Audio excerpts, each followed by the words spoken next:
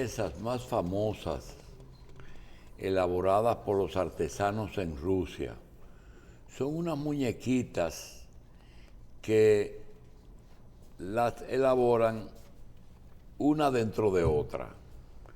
Y el arte consiste en, mientras más muñequitas el artesano coloca dentro de la más grande, pues las habilidades son mayores. La matrioshka. ¿Cómo se llama, Cristino? Matrioshka. Matrioshka. Sí. Sí. ¿Por qué hablamos de ello? Yo comparo esa artesanía rusa de colocar una, dos, tres, cuatro muñequitas, una dentro de otra, de diferentes tamaños, con nuestro sistema energético nacional. Y hay muchas personas que tienen ideas vagas, concretas, pedazos, partes, pero nadie tiene los conocimientos y la vivencia que tiene un amigo que tenemos con nosotros, que es el ingeniero Bernardo Castellanos y de Moya. Amigo de toda la vida y especialistas en este tipo de proyectos energéticos, sobre todo hidroeléctricos. En este proceso, él se vio involucrado desde un principio y conoce todo lo relativo al tema Catalina.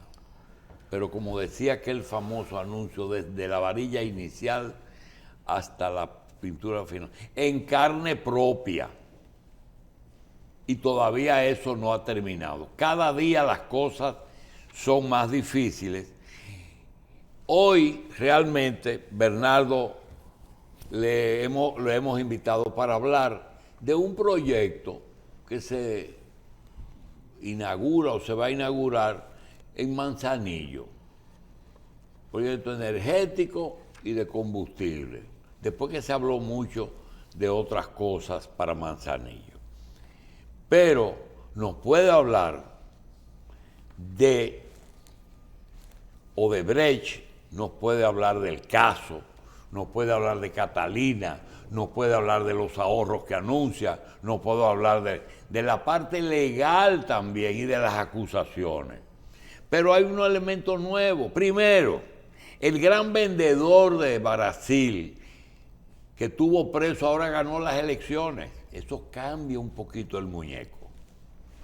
También el combustible que era el cuerpo de delito para meter preso a un expresidente por meterse en carbón cuando el gas era lo ideal. Ahora resulta que uno no sabe si es petróleo, si es carbón, si es gas o si es hidrógeno. Entonces, saca un elemento de todo eso. Bernardo nos va a prometer que vamos a hablar, pero por partes. Vamos a hablar de cada muñequita por separado, porque son demasiados problemas. Vamos a darle la bienvenida y vamos a ver qué información tiene, porque en este caso es de los pocos proyectos que él no ha tenido mucha incidencia, mucha injerencia. Bernardo, ¿qué es lo que están haciendo? ¿Qué van a hacer en Montecristi? Buenos días, Julito, Gracias. Cristino, Carlos. Como siempre, un privilegio compartir con ustedes. Mira, Montecristi es un proyecto... Y vamos a tener a José Israel, pero es el viernes. Montecristi es un proyecto de generación muy ambicioso, como parque de generación, porque incluye dos proyectos en la misma zona. El proyecto de Manzanillo, que fue la licitación que se hizo de 800 megavatios, que son 840, en donde hay dos grupos empresariales predominantemente dominicanos que salieron beneficiados por la licitación, o sea, ganaron la licitación. Ese proyecto incluye la terminal de regasificación y hay un segundo proyecto que es de 1 de los inversionistas que están en el proyecto de Manzanillo, que es otra central de 414 megavatios. O sea, en total estamos hablando de 1.200 megavatios. Desde el punto de vista de generación de abastecimiento, obviamente, o sea, el día que toda esa generación entre al sistema, que es una generación de base, generación firme, es un gran aporte, porque estamos hablando de vez y media la capacidad instalada de Punta Catalina. O sea, simplemente para ponerlo en contexto y la gente tenga una idea de la magnitud de lo que ahí se está haciendo. Ahora, ese proyecto, ¿cuándo va a comenzar a generar? Manzanillo, que son los 840 megavatios, la oferta es que estará listo 42 meses, luego de la firma, luego de que el contrato de compra, de venta de energía... ¿Cuántos megavatios? 840. ¿En cuántas plantas? 2 plantas, de 400 Catalina es 2 de 350. Catalina es una central que tiene 2 unidades de 350, 375 cada una. Aquí son 2 plantas separadas, cada uno con 420, y una tercera que está fuera del complejo de Manzanillo, que es la de Arturo Santana, de la gente de Propagás, que son 414 megavatios, pero que va a comprar el gas de la terminal de gas que se va a instalar en Manzanillo. Ahora Entonces bien, las 3 plantas se van a alimentar del mismo sitio. Sí. ¿Gas natural? Bueno, sí hay gas natural, pero en principio es gas natural. Porque uno de los problemas que desde mi punto de vista, que tiene esa licitación es que se forzó el Mingo para que fuera gas natural. Pero espérate, ¿licitación si es del sector privado o del sector oficial? No, porque se licita la compra de la energía, porque el Estado no es dueño de las plantas. Ah, ya. Lo que pasa es que la ley de electricidad dice que cuando tú vas a firmar contratos de largo plazo con un generador, esa energía que tú vas a comprar, tú licitas para conseguir el mejor precio. Entonces, acá, te voy a interrumpir mucho, Bernardo. No te puedo. Y eso es lo que primó aquella vez que cuando el Estado necesitó una planta por una necesidad, le tuvieron que garantizar al que vino a poner la planta que tenían que garantizarle un mínimo de consumo. No se ¿Te garantiza. acuerdas de que aunque tuviera pagado? No, tú estás hablando de Coyentri, pero acuérdate que Coyentri llega al país en la época en que todo el sector eléctrico era estatal. O sea, no había lo que tenemos. No había la ley ni nada. No había mercado eléctrico. O sea, había una sola empresa, la CDE, de propiedad estatal, que era generación, transmisión, distribución, todo y cobro. Sí. Entonces, lo que se le garantiza no es la generación mínima, sino que pasa, es como un carro de alquiler. Tú alquilas tu carro de alquiler por una semana. Úselo o no lo uses, tú tienes que pagar el alquiler. Entonces, con la planta, ¿qué sucede? Tú haces una licitación, que tú quieres comprar energía de esa planta, el inversionista se gasta un dinero en eso, él tiene compromiso financiero que cubrir. Entonces, en el caso de la época de la CDE, la decisión de despachar esa planta era de la CDE. Entonces, él tiene que garantizar el flujo para repagar su compromiso financiero y su inversión, y de ahí que viene el pago por capacidad. Pero ese concepto sigue prevaleciendo hoy día en el mercado eléctrico. Bien. Porque la venta de energía tiene 2 componentes, capacidad y energía. O sea, capacidad es, tú pagas por la capacidad instalada un valor fijo mensual en función a un precio que en el caso, por ejemplo, de esta licitación, los oferentes ofertaron su precio porque son contratos de 15 años. Entonces, el concepto es que en el periodo de duración del contrato se amortiza la inversión y se recupera y se recupera la ganancia teórica, o sea, la utilidad teórica que espera el inversionista. Entonces, si tú tienes un contrato de 15 años, el pago por capacidad, que generalmente es a través de donde se recupera la inversión y la utilidad esperada, tiene un valor que será menor si el contrato es a 10 años o a 3 años. Y será, y será mayor si el contrato es a 20 años. Porque se recupera la inversión en el periodo de duración del contrato. Entonces, piden que dentro de tu exposición, en la medida que llegues a el punto, que recuerde lo siguiente. Dile a Bernardo que recuerde que Alemania ha vuelto a poner a funcionar el carbón, sobre todo en transporte, y que hubo un momento hace 5 años en los cuales los cuestionadores de Catalina pretendieron satanizar hasta la comisión que integraban los que estudiaron el problema, a Percio, a Agripino, a Pepín, y que recuerde eso. No, fíjate, el carbón frente a esta crisis del gas, obviamente ha resurgido. No es que está usando carbón en transporte, se está usando carbón en generación.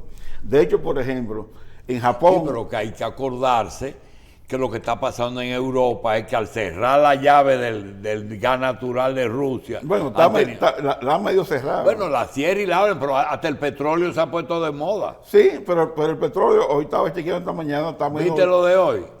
¿Cuál? El petróleo, dice, petróleo o... Bueno, lo que pasa es que está el pleito de que se le quieren poner un tope al petróleo ruso, pero eso es otra discusión. Pero hoy el precio del petróleo en el West Texas Index está a menos de $80 el barril. O sea que no es que sea un precio escandaloso en medio de toda esta situación. Entonces, en el tema volviendo a lo de los 1.200 megavatios, el asunto es que esa generación va a entrar. La de Manzanillo, que son 840 megavatios, 42 meses. Ellos dicen que a partir del acto del viernes. No, pero contractualmente es a partir de cuando se firma el contrato, se cuenta cuando el contrato está en vigencia. Y hasta donde yo tengo entendido, ese contrato no ha sido firmado. ¿Por qué? Porque no se ha publicitado. Y yo quiero mostrar aquí un aviso que fue realizado por... ¿Qué es eso? Eso es, hay dos licitaciones que se hicieron, la de Manzanillo y la licitación de emergencia de 400 megavatios, que son las de las famosas barcazas. Estas licitaciones se anunciaron los beneficiarios, los que habían ganado, el año pasado cuando la crisis que Catalina salió en mayo, abril, que vino todo el desastre de los apagones. Primero se anuncia la adjudicación de Manzanillo y luego la adjudicación de los 400 megavatios de emergencia, que son la barcaza más lo que se está instalando en Boca Chica. Lo de emergencia se adjudicó posterior, pero firmaron contratos. Y aquí se vemos a Manuel Lara firmando. Este es, creo que Luis Mejía Brache, representante de Jaime Investment, que son los que están en Boca Chica, junto con el grupo de Monterrío, Elena Villella y Sistema de Gas Natural, que creo que es de Los Lamas. Ahora bien, Manzanillo, que se adjudicó primero los lotes, no han firmado, yo no he visto este anuncio de que hayan firmado contrato. Entonces, entonces para mí no se ha firmado el contrato. Entonces, legalmente los 42 meses comienzan a contar a partir de que el contrato se firme y el contrato entre en vigencia. Ellos han iniciado con antelación, pero eso es una ganancia que ellos tienen. Ahora, 42 meses, si tú vas a esa planta en el 26, en el mejor escenario, ¿Y qué pasa? Que esos proyectos que están en Manzanillo tienen un gran desarrollo, o sea, para mí tienen incertidumbre hoy día, que solamente el tiempo la va a ir despejando. Y lo otro es un gran desafío financiero. Porque tú estás hablando que entre los 840 de Manzanillo más los 414 del COPEI, que es lo de Arturo Santana, la inversión en esos tres proyectos, según las cifras que han anunciado, ronda los $2.500 millones. De esos 2.500, cuando tú vas a buscar financiamiento, el financiamiento que otorga un pool de banco, porque obviamente para un proyecto de esa magnitud no es un banco que va a asumir el financiamiento, sino es un pool de banco liderado por un banco. Tú tienes que eso va a requerir que te pueden financiar entre un 60 y un 80% del costo de la inversión total del proyecto. Entonces significa que los inversionistas tienen que poner entre el 20 y el 40% de la inversión. Aquí estamos hablando que los inversionistas que están detrás de esos proyectos tienen que cantearse entre 500 y 1.000 millones de dólares. O sea, eso no es paja de coco. O sea, es un desafío financiero de importancia. Y hacer un cierre financiero de esa magnitud, nosotros mandamos menos de un año. Ahora, ¿cuál es el proceso normal que se sigue en un proyecto de inversión de esta magnitud? Primero se firma el contrato de venta de energía. Y ahí, de manera paralela, en algún momento, después tú vas a negociar el contrato de suministro de combustible, porque tú no te vas a amarrar un suministro de combustible sin haber tenido amarrado el contrato de venta de energía. Y luego de eso, que tú tienes esos dos paquetes armados, entonces tú vas negociando y vas diligenciando y vas cerrando el cierre financiero del proyecto. O sea, ¿quién te va a financiar? Aunque ellos cuando hicieron sus ofertas deben haber tenido conversaciones con los bancos, pero todo eso tiene que actualizarse. Además, tú tienes que hacer los estudios de impacto ambiental, tienes que presentárselo a los bancos. Los bancos no se rigen necesariamente por la ley ambiental del país, sino tienen situaciones más, sobre todo los bancos europeos, que son mucho más exigentes con los temas ambientales. Entonces, todas estas causas, en un proyecto que no tiene, por lo menos de conocimiento público, que se haya firmado el contrato de venta de energía, con los problemas de gas, que tú tienes que ahora mismo, yo tengo ahí una publicación que dice, Qatar, todo su gas natural lo tiene comprometido con Japón, y no hay gas natural en Qatar disponible para el mundo hasta el 2025, 2026. Estados Unidos hoy día, todo el gas natural, el 70% del gas natural que está produciendo, lo está vendiendo en Europa. ¿Y qué pasa? Que tú tienes un precio diferenciado entre el mercado europeo y el mercado norteamericano. El mercado norteamericano, que se rige por el NYMEX Henry Hub, cuando cuesta $8 el millón de BTU o $10, en Europa se vende a 30 o a 40, o sea, 4 o 5 pesos. Todo el que tiene gas y no tiene compromisos contractuales de suministro, ¿a dónde está enviando el gas? Al mercado que se lo paga más caro. Y eso es lo obvio. Entonces, hoy día no es que haya un problema de desabastecimiento de gas, es que hay un problema de precios diferenciales. Entonces, esos precios de Europa aquí son prohibitivos. Entonces, la pregunta que uno se hace, esa inversión de 1.250 megavatios en energía a base de gas natural, ¿tienen contrato garantizado de gas natural a Henry Hub? Yo creo que no. O sea, yo especulo. Inclusive, en el acto que comenzó el viernes, porque fueron 2 actos, uno el viernes y otro el sábado. El viernes, en una emisora radial que se trasladó a Manzanillo, hizo un programa desde Manzanillo, entrevistaron a un ingeniero que está vinculado al proyecto del COPEI, que está trabajando en la construcción, y él fue honesto, y él ahí dijo, lo dijo bastante claro, que ellos no tienen todavía contrato de gas natural, y que como esa planta ellos estiman que entrará en el 2024, cosa que yo entiendo que es muy optimista, ese plazo que dicen, pero bueno, el tiempo dirá. Ellos esperan, o según las informaciones que tienen, que para esta fecha podría haber disponibilidad a precio del Henry Hub. Pero sucede que las grandes facilidades que se están construyendo hoy día de terminales de regasificación de gas para poder exportar gas natural al mundo, que se están haciendo en Estados Unidos y en Qatar, esa inversión esos proyectos están programados en el mejor escenario a que entran en el 25 y en el 26. Entonces, entre el 23 y el 25 o el 26, cuando esas plantas entren, hay un periodo de no adición de nueva generación base térmica al sistema, que es el periodo en donde hay en ciernes una crisis de abastecimiento sobre el país. Entonces, previendo eso, ¿qué debimos nosotros hacer? Debimos haber, fíjate qué pasa, en el 2018, en el gobierno pasado, se contrató una empresa argentina de consultoría que se llama Mercados Energéticos. No conozco el informe. Ellos hicieron un diagnóstico y recomendaron que había que instalar en el 2021 600 megavatios de generación a base de gas natural, pero digamos térmica, porque era generación base firme, y otros 600 megavatios en el 2023. Eso era al margen de toda la energía renovable que pudiera entrar al sistema. O sea, estamos hablando que entre el 21 y el 23 el sistema, según este estudio, tenía que adicionar 1.200 megavatios de energía firme, energía térmica. ¿Qué sucede? No se hizo nada en el gobierno pasado. En febrero del 2020, ya en medio de la efervescencia de la campaña electoral, se convocó una licitación parecida a la de Manzanillo y a la de emergencia para contratar energía. Esa licitación, el PRM y el Hoy Ministro de Energía y Minas la objetan porque dicen, bueno, estamos en una campaña, no creemos que es justo que ustedes inicien eso, aguanten eso para que sea el próximo gobierno que decida eso. Bien. Cuando ellos llegan, cuando se genera la crisis de este año, de abril-mayo, de Punta Catalina, en un comunicado de prensa, tanto el Ministerio de Energía y Minas, ellos dicen, para echarle la culpa a los apagones del 2021 al gobierno, perdón, del 2022 al gobierno pasado, dice que la razón por la cual tenemos apagones no es porque Punta Catalina salió por una mala operación, sino porque sacan entonces debajo de la manga ese informe, que prácticamente nadie lo conocía, con las recomendaciones de que había que instalar 600 megavatios en el 21 y 600 megavatios en el 23. Y ellos admiten que conocían ese informe desde que llegaron al poder.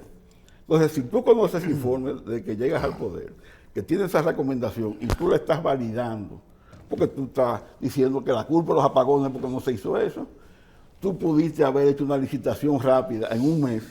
¿Para qué? Para que entre el 21 y el 22 entraran 600 megavatios y en el 23 entraran 600 más. Pero no. ¿Qué hicieron? Que tardaron un año en convocar esa licitación de emergencia de 400 megavatios. Entonces la convocan por una capacidad menor a la que estaba recomendada en el informe. Entonces ahí es que se genera esta situación entre el 23 y el 26, 25, 26, cuando entra esa generación, que hay un vacío, porque según ese informe había que instalar 1.200, apenas en el mejor escenario, si el tema de la barcaza se resuelve en ASUA, se instalarán 400, se genera un déficit de 800, que es un poco más de Catalina, y cada año la demanda crece alrededor de 200 megavatios. Por eso yo digo que hay una crisis en cierne con el tema de la generación hasta que eso de Manzanillo pueda entrar a lo que pasa es lo siguiente, cuando tú traes un médico que es muy bueno en su materia, a veces habla en un lenguaje para alumnos que están aprendiendo la materia. Nosotros queremos que los usuarios de la energía entiendan algunas cosas, porque tú manejas esto al tope. Bernardo, hoy, ¿cuál es la demanda de República Dominicana? No cuál es la existencia, sino cuál es la demanda hoy en el 22. Mira, la demanda no se sabe. ¿Por qué? ¿Cómo que no se sabe? No, pero déjame explicarte. Para tú poder tener la demanda máxima, porque siempre se habla de la máxima, sí. Tú tienes que tener un año de abastecimiento en el sector eléctrico 24/7, sin apagones. Y nosotros nunca hemos tenido eso. Entonces, ¿qué es lo que se sabe? ¿Qué es lo que es medible? Lo que tú inyectas a línea. Ahora, cada vez que tú inyectas a línea, hay circuitos apagados por avería, porque se maneja, porque tú no quieres dar más energía por el tema financiero. No, pero yo me refiero a que independientemente del déficit momentáneo en toda parte, porque nunca... ¿Cuál es la demanda de esta isla si yo la quiero prender como un arbolito de Navidad? Eso es lo que te digo. Eso... Es imposible. Bueno, lo que se sabe... Pueden ser 3.000 megas. No, 3.000... O sea, nosotros hemos tenido en momentos que lo que se inyecta, que lo que está generando en el sistema son 3.000 megas. Ahora mismo. Bueno, eso no ocurre... No al mismo tiempo, pero hay disponibilidad de... No, que se ha inyectado. O sea, ha habido horas en el año donde tú has tenido que están en línea, o sea, abasteciendo al país 3.100 megavatios y tiene una reserva que se llama reserva caliente, o sea, que está en línea, pero a una capacidad menor de lo que pudiera generar en el orden de 100, 200 megavatios. Entonces, yo estimo que la demanda real hoy día, posiblemente, y aquí tú traes 5 gente y te pueden dar valores diferentes. Ahora, está solo los 3.000 megavatios. Y posiblemente, si tú prendes el país 24/7 por un año, quizás tú vas a tener en un momento que la demanda pico te pueda llegar a 3.500. Ok, pero si entran en 1, en 2, en 10 años los 800 y los 400 de Montecristi, más los 800, más los 700 de Catalina. No, Catalina ya está. No, muy bien, pero vamos a suponer que eso sea lo menos viejo. De las que existentes que hace mucho están dando energía, tienen que salir No necesariamente, porque ¿qué pasa? La demanda no es estática. Todos los años la demanda crece y la demanda está creciendo alrededor de 200 megavatios por año. 200. Sí, cuando Leonel eran 125. Claro, porque si tú calculas, por ejemplo, que la demanda crece entre un 3 y un 5, es un 3 y 5 de lo que tú tienes en el momento. Entonces, el 3% de cuando Leonel estaba era de una demanda máxima de 2.000 megavatios, por decir algo, 2.500, ahora es 3.000. Entonces, el 3% de 3.000 o el 5% es más que el 3%. ¿Por qué? Ese es mi problema con Leonel. ¿Por qué en 8 años no se hizo ni el sector privado ni el público hicieron una planta aquí? Número uno, porque no hubo licitaciones. ¿Por qué? No hubo licitaciones. ¿Y por qué no hubo licitaciones? Bueno, eso hay que preguntárselo a los... Y aquel tipo que se llamaba Jaime Vargas. Jaime Vargas, que te trajo un proyecto chino, Singapur, qué sé yo qué, y terminó con un problema de financiamiento. Ese proyecto nunca pudo realizarse. No se hizo, igual que los contratos que se firmaron con los chinos y los Emiratos para una planta de carbón que iban a comprar energía. A pesar de que se firmó el contrato con los chinos de Sichuan, finalmente ese contrato no se pudo materializar. Ahora, en el final de Leonel, siendo Celso Marrancini administrador, en el 2010-2011, él inició un proceso de licitación para comprar energía, similar a lo que se hizo ahora en Manzanillo y para la planta de emergencia. Y ese proceso estaba ya en vías de culminarse, de recibir ofertas. Cuando viene el nuevo gobierno, y por una política, digamos, de Estado, ellos decidieron anular esa licitación, y una vez que la anularon sin dar ninguna justificación, no tenían otra alternativa que construir una planta para que el Estado fuera propiedad, y ahí surge Catalina. ¿Por qué? Porque si tú tienes un proceso de licitación donde ya hay gente que ha presentado intención y ya tú estás en la etapa final de recibir las ofertas, y tú abortas ese proceso sin dar ninguna explicación, tú no tenías moral para convocar un nuevo proceso en los mismos términos. Entonces el gobierno, al decidir cancelar esa licitación, no tenía otra opción que construir una planta. Y esa planta fue Catalina. La discusión de si carbón o gas natural, yo pienso que ya eso es irrelevante, porque ya esto es un hecho consumado. La barcaza que vino y que... no están en ASO, tengo entendido. Ya está. Hace tiempo que están en ASO. No, por la que vino y que tuvo que marchar. No, esa es una que yo entiendo, iba para Cuba. Y quizá hizo una parada aquí para traer algún material, pero su destino era Cuba, porque en Cuba hay como 4 barcazas de esa empresa. No era que estaba destinada a ser instalada aquí. Hasta donde tengo entendido, no, porque yo he visto fotos de barcazas que están en ASO hace tiempo. Yo tengo un contador en mi casa que me miden todos los meses la energía que yo consumo. ¿Dónde está el contador de la planta que le vende a la distribuidora la luz? ¿Dónde ponen ese contador que sale de la planta, la que sale, no la que llega a la distribuidora? Bueno, en la central existe un contador que mide la energía en la central, que mide la energía lo que se llama a la salida del generador. Sí. Además, deben tener otro contador en la subestación que está al lado de la central. Entonces, la diferencia entre esos dos contadores te da la pérdida entre el generador y la ¿En un trayecto tan corto? Sí, hay una pérdida, aunque sea mínima. Ahora bien, la distribuidora compra la energía y mide la energía que le compra en el punto donde lo recibe. En el punto de inyección al sistema, que puede ser la misma central o puede ser una subestación de la distribuidora o del sistema de transmisión, donde se dice, aquí es que yo te voy a comprar energía. Entonces ahí hay otro contador que es el que mide la energía que entonces inyectan los generadores y que compran la distribuidora. Las pérdidas de la distribuidora, ¿cómo anda eso? El nivel de eficiencia en el cobro de la energía. Fíjate, el problema no es el cobro, el problema es la facturación, porque las distribuidoras de la energía que facturan cobran el 98, 96%, y tú tienes que alrededor del 70% de los clientes de la distribuidora consumen 200 kilovatios hora al mes o menos. O sea, es la clase baja.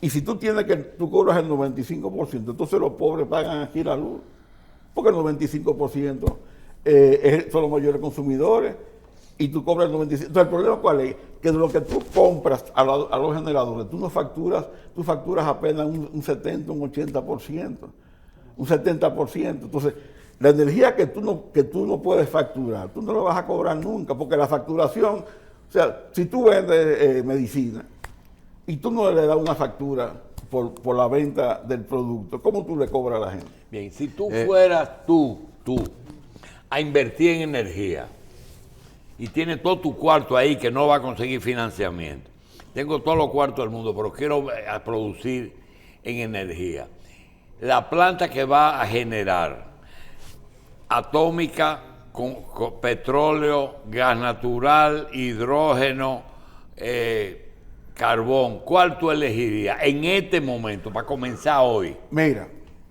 el problema del carbón, vamos a ir por partes. Carbón tiene el problema. ¿Cuál? Olvidémonos de los temas ambientales. Vamos en términos financieros. ¿Qué es lo que ve un inversionista? Es el más barato. No, espérate. Porque hay costo de inversión y costo de operación. Ah, ya. Entonces, la inversión en el carbón, en una térmica de carbón, es casi 3 veces por megavatio, 2 veces y pico, que la inversión en un ciclo combinado que puede operar con gas natural, con gas propano, porque el gas propano es una opción para generar electricidad. No es muy caro. Es competitivo porque, por ejemplo, en Panamá, que cuando yo estaba, en el 2015, se hizo una licitación, igual que la de aquí, para contratar energía, y el gas propano quedó en segundo lugar con relación al gas natural por menos de un centavo por kilovatio hora en el precio que ofertaron. O sea, el gas propano, porque es la misma tecnología de generación, lo único que se cambian son algunos componentes, los inyectores, los quemadores, etcétera, pero es la misma tecnología. Entonces va a depender de los precios relativos de los combustibles en cada momento. ¿Y la inversión es muy diferente en los diferentes combustibles? No, el costo del combustible, porque el costo del combustible varía en función de los mercados internacionales. Ahora, la inversión en el almacenamiento de combustible, la más cara es la de gas natural, porque tú tienes que hacer tener una terminal de regasificación o estar relativamente cerca de una terminal para entonces inyectarte por gasoducto. En el caso de petróleo, tú tienes que hacer una terminal también, pero es un tanque que es mucho menos costoso. En el caso de gas propano también es menos costoso.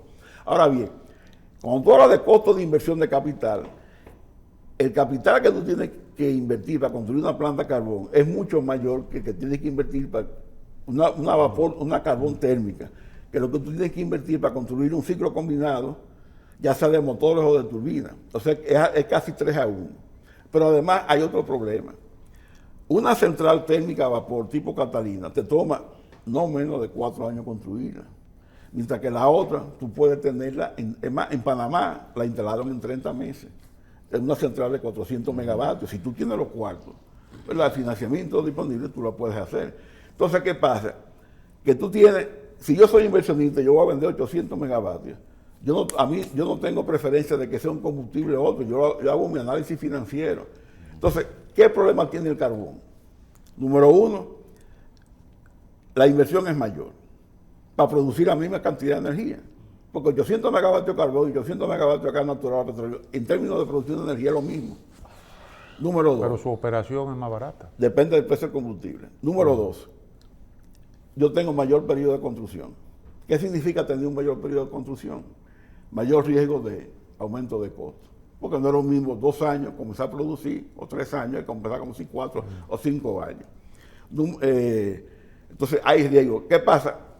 La central térmica tiene el componente de obra civil, tiene mayor peso que el componente de obra civil en una central de ciclo combinado. En consecuencia, cuando tú ordenas una central de ciclo combinado, tú puedes prácticamente garantizar el precio el precio de suministro de la central, porque el periodo de construcción es corto. O sea, hay menos riesgo de que el proyecto aumente. De hecho, tú buscas y tú vas a ver que pocas veces tú vas a encontrar aumento de precio en una central de ciclo combinado. Ahora, en una central térmica a vapor, carbón o petróleo que antes se construían, es muy típico que esos proyectos sufran modificación. Entonces yo, como inversionista, yo no metería mi cuarto en una central a vapor. O sea, tipo carbón o petróleo, no lo metería por lo que yo te menciono, al margen de las discusiones ambientales. Ahora, ¿qué pasa? La generación va a depender de cómo está el carbón, a cómo está el gas natural, a cómo está el petróleo. Entonces, hoy día, el gas natural comprado a precios de Estados Unidos es más barato que el carbón. Te genera, el costo de producción es más barato que el carbón. La operación, digamos, el mantenimiento de una central a carbón es más cara que el de un ciclo combinado porque tiene mucho más componentes. O sea, una central a carbón tiene más componentes, unidades, o sea, equipos instalados que lo que tiene una central de ciclo combinado. Además, el mismo hecho del carbón te obliga a ti unos mantenimientos mucho mayores que lo que te requiere lo otro. Entonces, es un balance. Lo que pasa es que tradicionalmente el costo del carbón siempre era muchísimo más bajo que el costo del gas natural y del petróleo, entonces hacía que al final el precio de venta fuera menor. Y además había otro problema, que no fue hasta, qué sé yo, a finales de los 90, del 2000, que el gas natural se comenzó a comprimir para ser transportado en barcos, porque son barcos especiales, criogenizados, que hay un cuello de botella porque no hay tantos barcos en el mundo, mientras que el petróleo y el carbón tú lo transportas en un barco normal. Entonces, hasta hace poco, relativamente, el gas natural no era un commodity que se podía exportar a los países y solamente se vendía a través de gasoductos. Entonces, Europa, gasoducto de Rusia o gasoducto de Marruecos a España, pero en forma líquida, que es lo que llega aquí, no había. Entonces, cuando ya la tecnología permite transportar el gas natural de manera líquida, entonces aquí se instala en el 2001 la primera terminal de regasificación de gas natural en América Latina. Okay. Nosotros fuimos pioneros con relación a toda América Latina. Fue esa terminal que está en Andrés. ¿La que va a montar dónde? No, la que está en Andrés. La que está en Andrés. Bernardo, aprendimos dos cosas hoy. Número uno, que cuando se va a invertir hay que tomar en cuenta el costo del combustible, pero el costo de inversión en la planta, a ver si a la corta o a la larga vale la pena. Hoy día se ha descartado la energía nuclear por riesgosa, porque de ahí se puede hacer cosas de guerra y porque la potencia no le gusta mucho. No, y además la inversión inicial es altísima. Es grande. Y lo otro es el otro extremo. Un combustible que no cuesta nada, pero que puede ser que su extracción sea costosa. Es que no tenemos que pagar divisas, sino que lo podemos producir aquí, que es el hidrógeno. ¿Tú tienes algún ejemplo de una planta de hidrógeno que ya esté puesta? Mira, en Estados Unidos, en Nueva York, New Jersey, General Electric, conjuntamente con una empresa generadora que el nombre ahora se me va, tienen un ciclo combinado, similar a lo que es Andrés, lo que es Collente y lo que se va a instalar en Manzanillo, que usa gas natural, y comenzaron un experimento este año de ir haciendo una mezcla de gas natural y 10% de hidrógeno, hacer unas pruebas, subir después a un 15, un 25, pero eso no es de operación continua. El problema del hidrógeno no es la tecnología, porque la tecnología existe hace tiempo, o sea, costo. Es el costo de producir ese hidrógeno. Entonces, en Europa tú ves que hay un gran boom de hidrógeno. Número uno, hay grandes incentivos. Y número dos, cuando tú ves y lees la información, las plantas que están hoy en día produciendo hidrógeno en España, que es quizá el país de lo que esté más adelantado en términos de... ¿En qué se está utilizando ese hidrógeno? En la industria, para producir abonos, fertilizantes. ¿Y por qué no en energía? Por costo, porque en energía, ¿qué pasa? Tú tienes alternativas. Si yo me voy a mover a hidrógeno, yo necesito que mi combustible sea competitivo con el gas natural, con el carbón. Y es que traerlo es costoso. Claro, porque la extracción del hidrógeno conlleva mucho consumo de energía. Es como la de salir. Hay que extraerlo con energía. Claro. Tú tienes tres tipos de hidrógeno. Hidrógeno negro, hidrógeno marrón, que es el que tú obtienes a base de generación térmica. El hidrógeno verde, que tú lo obtienes a base de energías renovables, y el hidrógeno, creo que le llaman morado, no me acuerdo qué es el nombre, que es que tú utilizas energía nuclear. Ahora, independientemente de la energía, el combustible que tú utilizas para producir energía, el tema es el costo. Entonces, el costo es que tú tienes que, cuando yo compré mi energía para producir hidrógeno, tiene que ser 3 centavos kilovatio hora o menos para que sea rentable. Miren, aquí hay este estudio de hidrógeno, lo hizo la GIZ este año y se puso en circulación sobre el potencial de hidrógeno en el país. Y yo le voy a leer lo que concluye con relación al país, que es muy interesante. Dice lo siguiente: perspectiva del hidrógeno en la República Dominicana. Desde un punto de vista de infraestructura, aún es pronto para pensar en reacondicionar o construir puertos, gasoductos o oleoductos para recursos como el hidrógeno, amoníaco o metanol. Se recomienda estudiar primero el papel que estos puedan llegar a jugar en la descarbonización del país para determinar inadecuadamente para para dimensionar adecuadamente cualquier solución. Bien. Se encontró que el principal barrera para el hidrógeno verde local para alcanzar costos competitivos es el costo de la electricidad renovable. Desde estos son superiores a lo que existen en territorios con condiciones similares. Así también, en la actualidad existe una demanda limitada y el país no cuenta con un marco reglamentario ni institucional para el hidrógeno. Bien. Bien. O sea, al final es un problema de costo, Bernardo, no es de mira, tecnología. Quizás hay una disposición que no se sabe dónde está escrito, de que los funcionarios nuevos no consulten a los anteriores. Eso es una constante. En el caso tuyo, la pregunta vale porque sabemos que tú no tienes cuchillo afilado contra nadie. Tú lo que quieres es que las cosas funcionen, que el país marche, porque tú tienes de qué comer. Pregunta, hoy día, si esta gente piden un consejo, que no lo van a pedir, ¿cuál sería el consejo para que mejore lo que quiere? ¿Qué quiere la gente? Yo quiero luz y a un precio razonable. Bueno, el consejo es el consejo que tiene 20 años en el tapete. Y es lo que decía mi amigo Toñito Almonte cuando estaba en la oposición. O sea, aquí no hay nada nuevo bajo el sol, como dicen. Si hay un sector que ha sido aquí ya estudiado, diagnosticado, y se sabe lo que hay que hacer el sector eléctrico, o sea, aquí no hay que inventar la rueda ni el agua tibia. ¿Qué es lo que hay que hacer? Aquí hay tres componentes. En la distribución, que es la caja chica del sector eléctrico, que es donde se concentran los mayores problemas, ¿qué hay que hacer? Lo que siempre se ha dicho que hay que hacer. Número uno, tú tienes que hacer inversiones para reducir las pérdidas, inversiones cuantiosas. Porque Cristino preguntaba, ¿cómo van las pérdidas? En diciembre del 2021 las pérdidas eran 28% para las tres distribuidoras. Y en agosto del 2022 están en un 39%, la pérdida total. Y de eso para las tres distribuidoras, tú tienes que, está en un 58% de pérdida. O sea, tú pierdes el 58% de esto. O sea, no hay más. Entonces, ¿qué tú tienes que hacer? Tienes que abordar el tema de la pérdida. ¿Cómo se aborda el tema de la pérdida? Se había hablado de que había una escasez de contadores. No sé si usted había escuchado de eso. Oh, qué bueno. ¿Cómo es posible que si se quiere disminuir las pérdidas y usted habla de la necesidad de mejorar la facturación, entonces parece ser que por ahí es que anda la cosa? Esa pregunta es formidable. Mira, ¿Cuál tú quieres? Está bien.